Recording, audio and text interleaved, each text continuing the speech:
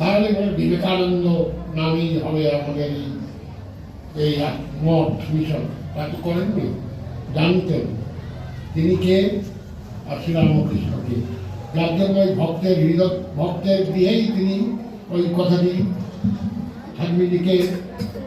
স্বামীজি প্রণাম করে এটা বললেন, স্থাপকায় ধর্মস্ব সর্বধর্মস্বরূপ তিনি অবতার অনিষ্ঠায় রামকৃষ্ণায় জীবন।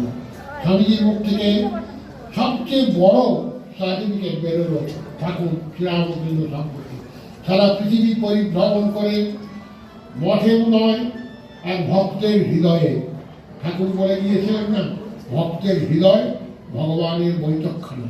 ভক্তের বাড়িতে গিয়ে তিনি ওই ঠাকুরকে প্রতিষ্ঠা করে আর ওই সঙ্গে সঙ্গে একটা একবারে প্রণাম মন্ত্র বললেন। সেখানেই সারা ঠাকুরের সমস্ত